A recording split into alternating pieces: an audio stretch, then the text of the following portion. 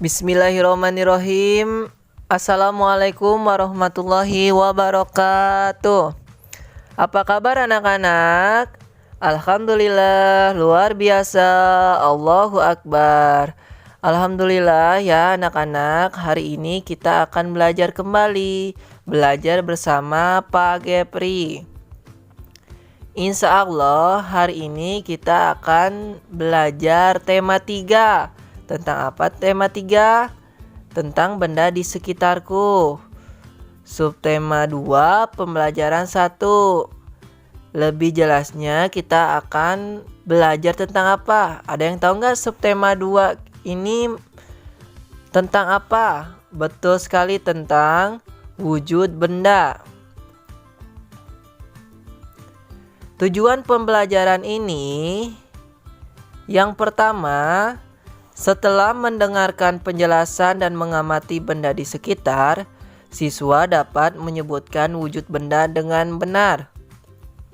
Yang kedua, setelah mendengar penjelasan dan mengamati gambar, siswa dapat memahami jarak antar satu tempat ke tempat lainnya dengan benar.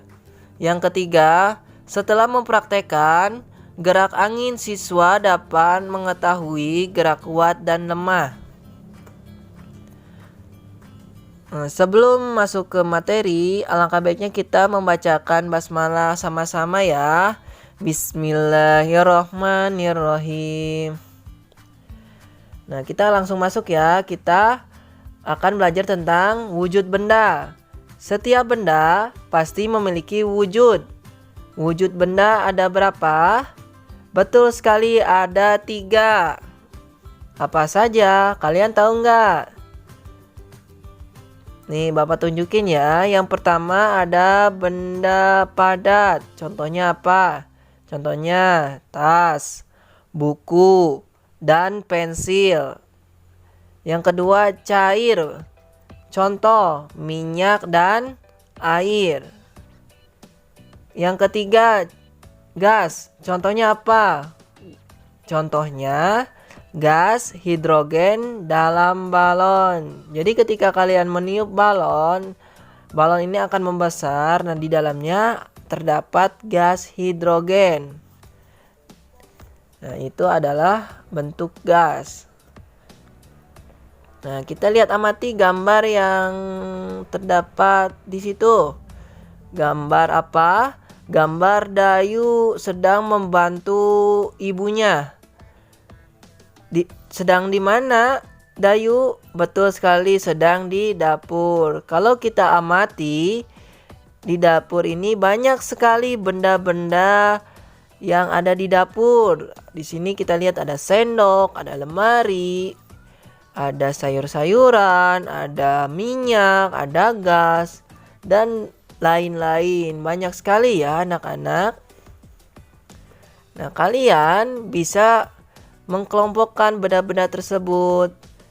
Nah, tuliskan hasil pengamatan dalam tabel berikut. Nanti kalian tulis ya, misalkan kalian menemukan benda padat sendok. Nah, kalian tulis sendok di benda padat karena sendok ini keras, bisa dipegang. Berarti benda padat. Kemudian apa lagi? Ya, benda padat lemari misalkan. Tulis lemari dan lain-lain. Jadi kalian cari ya. Senemunya kalian nanti tulis di tabel tersebut. Kemudian benda cair juga sama, apa saja kalian tulis. Kemudian benda gas juga apa saja kalian tulis ya di sini di tabel tersebut. Setelah kamu mengamati benda-benda di dapur Dayu, kamu dapat mengamati benda-benda di sekitarmu dan mengisi soal berikut di halaman 62. Nah, di sini pertanyaannya yang pertama, tuliskan ketiga wujud benda tersebut. Nah, kalian tuliskan wujud-wujud benda apa saja yang tadi, padat, cair, dan gas.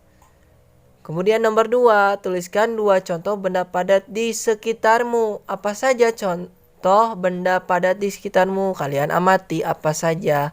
Ketika sudah menemukan, kalian tulis jawabannya di nomor 2. Dan seterusnya, nomor 3 sama nomor 4. Kemudian ini gambar apa anak-anak? Betul sekali, ini gambar motor. Tahukah kamu termasuk ke dalam wujud benda apakah motor itu? Coba tebak. Benar sekali, motor termasuk wujud benda padat. Betul, pinter anak-anak. Ayo kita lanjut. Gambar apa ya? Oh, ternyata di situ gambar rumah Edo. Rumah Edo, ada rumah nenek, dan ada kebun binatang. Dan di sini juga ada angka. Nah, ketika kita melihat gambar ini, kita bisa menentukan jarak. Misalkan rumah Edo ke rumah nenek, berapa jaraknya? Jaraknya 5 km 300 meter. Atau dibacanya 5 km lebih 300 meter. Kemudian ini rumah Edo ke kebun binatang, berapa jaraknya? Jaraknya 1523 meter. Kita lanjut ya. Jarak rumah Edo ke rumah nenek 5 km 300 meter. Jarak ini dapat ditulis 5 km lebih 300 meter. Jarak dari rumah Edo ke kebun binatang 1523 meter. Satuan kilometer dan meter adalah satuan untuk menyatakan jarak. Tadi kan bener kan bahwasannya angka ini dibaca 5 km lebih 300 meter. Dan angka-angka ini dinyatakan satuan untuk menyatakan apa? Jarak. Oke, kita lanjut ya. Nah, kita masuk ke sini. Amati 1 km. 1 km berapa meter ya? Ada yang tahu nggak berapa meter? Yang udah tahu pinter. Nah, kalau yang belum tahu, kita bisa melihat tangga satuan. Nah, ini namanya tangga satuan. Misalkan ini kilometer ke meter. Kilometer di sini, meter di sini. Turun atau naik? Betul sekali, turun. Jika turun, maka dikalikan 10. Coba berapa tangga? Kita coba ya. 1, 2, 3. Artinya 1 kilometer ini 1000 meter. Karena dikalikan 1000. Kalau naik meter ke kilometer, jadi dibagi 10. Berapa tangga? 1, 2, 3. Kalau dibagi 1000, tinggal balikin aja. 1000 meter sama dengan 1 kilometer. Bisa ya? Bisa. Kita lanjut. Nah, kita coba belajar pertanyaan tentang satuan jarak ini. Kita coba yang pertama, jarak rumah Edo ke rumah nenek 5 km 300 meter. Berapa jarak rumah Edo ke rumah nenek dalam satuan meter? Kita lihat, kita amati pertanyaannya. Ini kebentuk meter. Coba kalian ingat bahwa jika ditanyakan atau diminta ke meter, yang satuan meter tidak usah diubah. Kita coba lihat, 5 km lebih 300 meter. Karena 5 km belum meter, jadi kita ubah dulu. 5 km sama dengan 5.000 meter. Karena kan 1 kilometernya 1.000 meter. Jadi kalau 5 kilometer jadi 5.000. Karena ini 300 meter, jadi nggak usah diubah karena sudah meter, 300 meter. Kalian tulis lagi 5 km ditambah 300 meter sama dengan yang tadi berapa? 5.000 meter ditambah 300 meter sama dengan 5.300. Tinggal dijumlahin. 5.000 tambah 300. Jadi jarak rumah Edo ke rumah Nenek adalah 5.300 meter. Sekarang kita coba pertanyaan nomor 2. Jarak yang harus ditempuh Edo dari rumah ke kebun binatang 1.523 meter. Berapa jarak rumah Edo ke kebun binatang dalam satuan kilometer dan meter? Nah, kita tulis dulu soalnya berapa? 1.523 meter. Kita ubah sama dengan, coba kita lihat, ini ribuannya berapa? 1.000, berarti di sininya 1.000 meter. Coba kalau di sininya 2.000, berarti di sininya 2.000. Kalau di sininya 3, berarti 3.000. Karena di sini 1.000, jadi 1.000 meter. Ditambah lebihnya berapa? Lebihnya 523 meter. Kita ubah, kan dimintanya kilometer. Kita rubah saja yang bisa dirubah, yang mudah. Ini 1.000 bisa diubah ke kilometer, bisa. Tadi berapa? 1.000 kilometer. Berapa kilometer? 1 kilometer ditambah 523 meter. Karena di sini dimintanya meter. Jadi jarak rumah Edo ke kebun binatang 1 kilometer lebih 523 meter. Paham ya sampai sini? Kalau belum paham, tanyain ya ke bapak gurunya supaya diperjelas lagi nanti. Oke, kita lanjut ya. Nah, kita coba berlatih. Ada bermacam-macam bentuk bangunan, juga bahan pembentuk bangunan tersebut. Perhatikan denah jarak antar bangunan di bawah ini.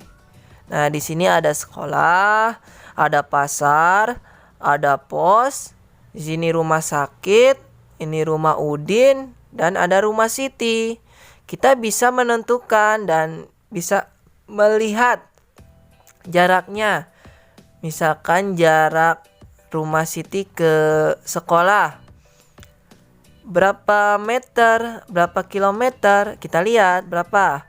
5 kilometer lebih 100 meter. Dan bisa juga menentukan jarak yang lainnya. Kita coba ya ke pertanyaan nomor 1. Rumah Siti ke sekolah. Kita lihat rumah Siti ke sekolah. Nah, di sini ada kilometer, di sini ada meter. Tinggal kalian lihat aja di gambar. Kilometernya berapa kilometer? 5. Kalian tulis 5. Di sini 5. Kemudian meternya lebihnya berapa? 100 meter. Kalian tulis 100 meter. Karena di sini diminta satuan meter, jadi kalian ubah ke meter. Tinggal ini aja, lebih mudah. Bisa menggunakan cara contoh tadi, bisa juga langsung. Di sini kan kita lihat di gambar 5 km lebih 100 meter. Tinggal baca aja, tinggal digabungin aja semua. Jadi 5.100. Tulis 5.100 meter. Paham sampai sini? Kalau paham kita lanjut ya. Nomor 2. Rumah Udin ke kantor pos. Kita lihat rumah Udin. Mana rumah Udin? Iya, ini rumah Udin. Ke kantor pos. Cara tadi ya, berapa kilometer? Rumah Udin ke pos 2 kilometer. Tulis di sini 2 kilometer. Kemudian lebihnya berapa? 850 meter. Tulis kalian di sini 850 meter. Kemudian ubah ke meter. Kalian gabungin aja langsung. Di sini 2, di sini 850 berarti 2850. Tulis di sini kalian 2850 meter. Paham ya sampai sini? Kalau paham, nanti setelah video ini kalian kerjakan ya nomor 3 sampai 5 untuk latihan kalian supaya bisa. Oke, kita lanjut ya.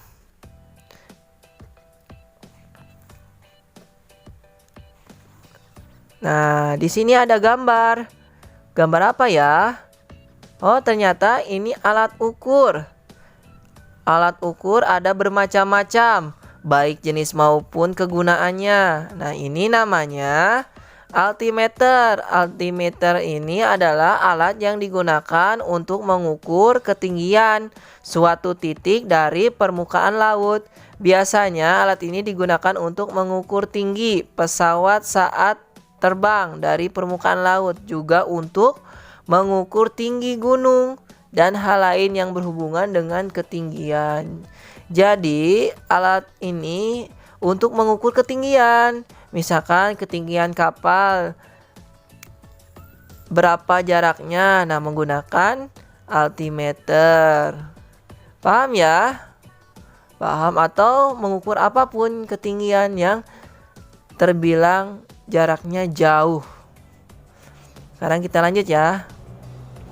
Perhatikan gambar berikut. Nah, di sini gambar apa ya? Gambar kapal. Kapal A, kapal B. Kapal A berapa jaraknya? 3000 m atau 3000 meter. Ini kapal B berapa meter? 4325 meter.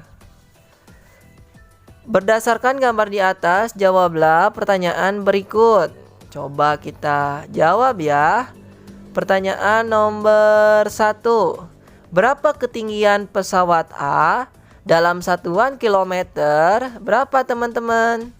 Kita lihat kapal A. Oh, ternyata jarak atau ketinggian kapal A sebesar 3000 meter. Nah, kalian tulis 3000 meter. Coba kita nomor 2. Berapa ketinggian pesawat B dalam satuan kilometer? Coba kita lihat.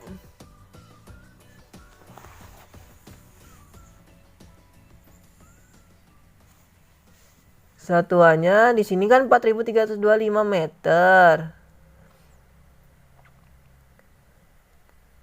Berarti berapa ya? Ada yang tahu nggak ke kilometer? Cara tadi aja ini ribuannya berapa? 4 kilometer, berarti 4 kilometer. Lebihnya berapa? 325 meter. Tadi kita balik lagi ke nomor 1 ya. Tadi kan 3000 meter. Kalau ke kilometer jadi berapa? 3 kilometer. Nah, kita coba nomor 3. Berapa perbedaan ketinggian pesawat B dibandingkan pesawat A? Kalau perbedaan artinya selisih. Selisih itu apa? Selisih itu bedanya berapa? Artinya kita coba bedanya jadi berapa? 1325 meter. Bisa ya? Bisa, anak-anak Bapak pasti udah pada pinter. Kalau belum paham, Tanyain ya, jangan malu untuk bertanya. Kita lanjut ya. Ayo mengamati. Pernahkah kamu memperhatikan gerakan tiupan angin? Angin adalah udara yang bergerak. Udara berwujud gas. Gas tidak terlihat namun dapat dirasakan. Tiupan angin ada yang kencang, lembut, dan sepoi-sepoi. Ada juga angin yang bertiup sangat kencang, seperti angin topan, angin puting beliung, dan lain-lain. Sekarang coba kamu bergerak seolah-olah seperti kertas yang tertiup angin. Bisa nggak? Bisa ya? Kita lanjut dulu. Coba perhatikan gambar berikut. Gerakan angin sepoi-sepoi. Bergeraklah lemah ke kiri dan ke kanan. Tahu angin sepoi-sepoi yang pelan-pelan? Pernah ya? Jika angin kencang, bergeraklah dengan hentakan yang kuat ke kiri dan ke kanan. Jika angin puting beliung, bergeraklah berputar. Nah, coba kalian praktekkan ya. Anak bergerak lambat. Jadi ke kiri, seperti angin sepoi-sepoi ke kiri. Kalian gerakan badan kalian ke kiri. Terus ke tengah lagi. Kemudian ke kanan. Terus ke tengah lagi. Ke kiri. Terus menerus menggerakkan seperti ini, tapi dengan bergerak lambat ya, karena angin sepoi-sepoi.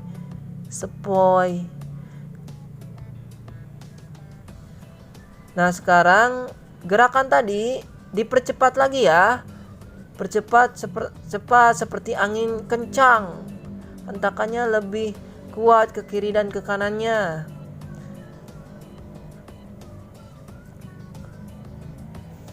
Nah, gitu ya. Kemudian anak bergerak berputar. Nah, ini angin puting beliung. Jadi kalian gerakan berputar. Alhamdulillah, kita sudah melewati materi-materi yang disampaikan. Mudah-mudahan materi yang disampaikan bisa dipahami. Dan jika kurang paham bisa ditanyakan ke wali kelasnya ya. Ataupun ke guru masing-masing. Mudah-mudahan teman-teman masih semangat ya belajarnya, karena semangat itu bisa membuat kita mudah untuk mengerjakan soal-soal yang diberikan oleh gurunya masing-masing. Nanti tugas-tugasnya diberikan di Google Classroom ya. Nanti dicek di Google-nya. Mudah-mudahan kalian menjadi orang yang cerdas ya. Bagaimana cara kita menjadi cerdas? Caranya terus-menerus belajar. Itu kuncinya. Oke, hari ini kita tutup ya pembelajaran hari ini. Dan kalian bisa mengerjakan tugasnya. Saya tutup. Mari kita membacakan hamdalah bersama-sama. Alhamdulillahirabbil alamin. Bapak tutup ya. Wabillahi taufik wal hidayah. Wassalamualaikum warahmatullahi wabarakatuh.